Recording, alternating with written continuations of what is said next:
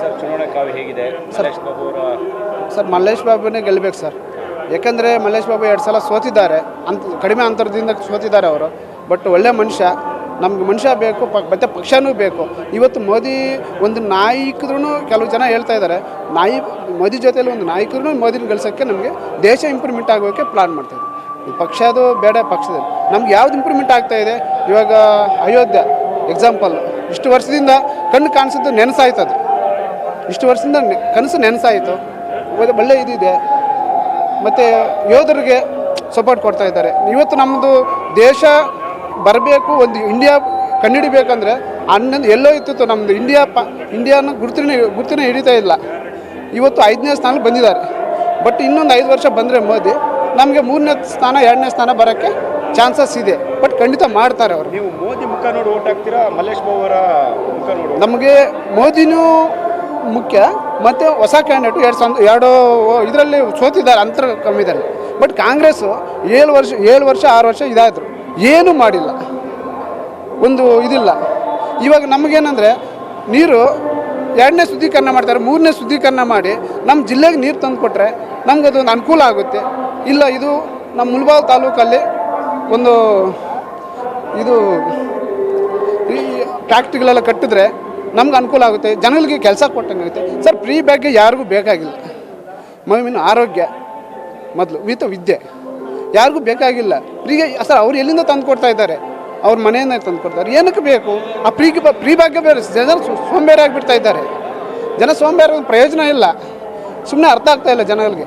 ಫ್ರೀಯಿಂದ ಜನ ಸೋಂಬೇರಿ ಆಗ್ತಾ ಇದ್ದಾರೆ. ಏನಕ್ಕೆ ಸರ್ ಬೇಕು? ಕಷ್ಟ ನೋಡಿ, ಕೈಕಾಲು ಇನ್ನೂ ಬಡವ್ರಿಗೆ ಮಾಡಲಿ.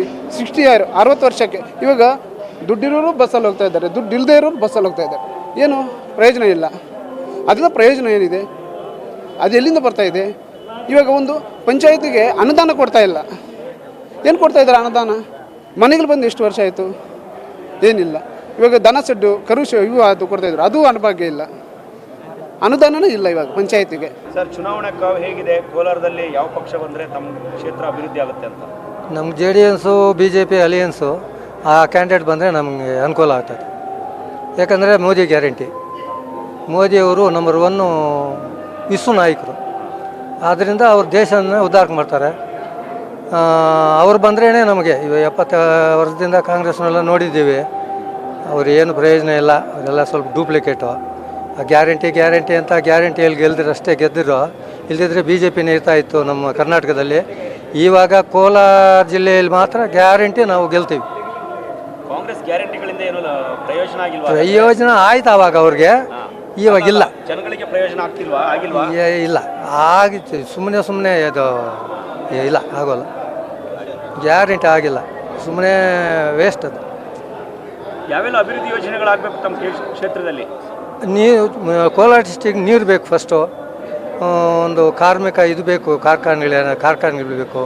ರೈತರಿಗೆ ಸಬ್ಸಿಡಿ ಸೌಕರ್ಯ ಬೇಕು, ಎಲ್ಲ ಔಷಧಿಗಳು ಎಲ್ಲ ಸೌಕರ್ಯ ಬೇಕು. BJPಗೆ ಓಟ್ ಹಾಕ್ಬೋದು. ಯಾಕೆ BJP ಬರಬೇಕು? BJP ಅಂದರೆ ಮೋದಿ ನನಗೆ ಇಷ್ಟ ಆಯಿತು. ಕೊರೋನಾ ಟೈಮಾಗ ಇಂಡಿಯಾದಲ್ಲಿ ಏನೋ ಮಾಡಿದ್ದಾರೆ, ಅದೊಂದು ನಮಗೆ ಇಷ್ಟ ಆಯಿತು, ಅದಕ್ಕೆ ನಾವು ನೀವು BJP ನೋಡಿ ಬಾರಿ ಕೋಲಾರದಲ್ಲಿ JDS ಅಭ್ಯರ್ಥಿ ಮತ ಹಾಕ್ತಿರೋ ಅಥವಾ JDS ಅಭ್ಯರ್ಥಿ ಮಲ್ಲೇಶ್ ಬಾಬು ಅವ್ರನ್ನ ನೋಡಿ ಮತ ಹಾಕ್ತಿರೋ? JDS ಇದೆ, ನಮಗೆ ನಾವು ಓಟ್ ಹಾಕೋದು BJP ಅಭ್ಯರ್ಥಿ ಇಲ್ವಲ್ಲ, ಈಗ ಇಲ್ಲ ಚಿಹ್ನೆ ಇರಲ್ವಲ್ಲ? ಇದೆ, ನಾನು ಹಾಕೋದು BJP ಓಟ್. ಅಲ್ಲ, ನಿಮಗೆ ಅಲ್ಲಿ ಇದೇ ಸಿಗಲ್ವಲ್ಲ ಸರ್, ಮತ ಹಾಕೋದಕ್ಕೆ BJP ಚಿಹ್ನೆ ಇರಲ್ಲ, JDS ಚಿಹ್ನೆ ಇರುತ್ತೆ, ಮೈತ್ರಿ ಅಭ್ಯರ್ಥಿ ಇರ್ತಾರೆ. ಇದೆ ಗೊತ್ತು, ಇದ್ರೇನು ನಮ್ಗೆ ಇಷ್ಟ ಆಗಿದ್ದು ಬಂದರೆ ಒಳ್ಳೆಯದು ಅಂತ ನಮ್ಮ ಕೋರಿಕೆ ಸರ್. ಯಾಕೆ BJP ಬರಬೇಕಮ್ಮ? ಏನೋ ಒಳ್ಳೇದಾಗುತ್ತೆ ನಮ್ಗೆ ಅಂತ. ಏನೇನು ಒಳ್ಳೇದಾಗಿದೆ ತಮಗೆ BJPಯಿಂದ ಒಳ್ಳೇದು ಆಗಿದೆ, ಇನ್ನೂ ಆಗಬೇಕು ಅಂತ ಕೋರ್ತಾ ಇದ್ದೀವಿ. ಬರಲಿ ಅವರು ಸಂತೋಷವಾಗಿ. ಕಾಂಗ್ರೆಸ್ ಗ್ಯಾರಂಟಿಗಳೆಲ್ಲ ಕೊಟ್ಟಿದೆ ಅಮ್ಮ, ಅದರಿಂದ ಉಪಯೋಗ ಆಗಿದೆಯಾ ಇಲ್ವಾ ತಮಗೆ? ಕಾಂಗ್ರೆಸ್ ಆಗಿದೆ, ಏನೋ ಆಗೋ ಮಟ್ಕ ಆಗಿದೆ. BJPನೂ ಬರಲಿ. ಈ ಸಲ ಕೋಲಾರದಲ್ಲಿ BJP ಅಭ್ಯರ್ಥಿ ಇಲ್ಲ, ಚಿಹ್ನೆ ಇರಲ್ಲ ಓಟ್ ಹಾಕೋದಕ್ಕೆ. JDS ಅಭ್ಯರ್ಥಿ ಇದ್ದಾರೆ, ಮೈತ್ರಿ ಅಭ್ಯರ್ಥಿ ಮಲ್ಲೇಶ್ ಬಾಬು ಅವರು. ಹೇಗೆ ಅನಿಸ್ತಿದೆ ಅಮ್ಮ ತಮಗೆ? ಮಲ್ಲೇಶ್ ಬಾಬು ಅವ್ರು ಗೆಲ್ಬೇಕಾ? ಏನೆಲ್ಲ ಅಭಿವೃದ್ಧಿ ಯೋಜನೆ? ಮಲ್ಲೇಶ್ ಬಾಬು ಅವ್ರಿಗೆ ಅಲ್ಲಿ ಪಾಪ ಸರಿ ಅವ್ರನ್ನ ಅವ್ರನ್ನ ನೋಡೋಣ ಮಲ್ಲೇಶ್ ಬಾಬು ಅವರು ಏನು ಒಳ್ಳೇದು ಮಾಡ್ತಾರ ಅಂತ. ಏನೆಲ್ಲ ಅಭಿವೃದ್ಧಿ ಯೋಜನೆಗಳಾಗಬೇಕಮ್ಮ ನಿಮ್ಮ ಕ್ಷೇತ್ರದಲ್ಲಿ? ನಮ್ಮ ಕ್ಷೇತ್ರದಲ್ಲೇ ಆಗ್ಬೇಕೆಲ್ಲ ಒಳ್ಳೆ ಕೆಲಸಗಳೇ. ಏನೇನು ಆಗಬೇಕಾಗಿದೆ? ಏನೇನು ನಾವು ಕೂಲಿ ಮಾಡೋರ್ಕ ಏನೇನು ಉಪಯೋಗ ಮಾಡಬೇಕು ಅದೇ ನಮ್ಮ ಕೋರಿಕೆ.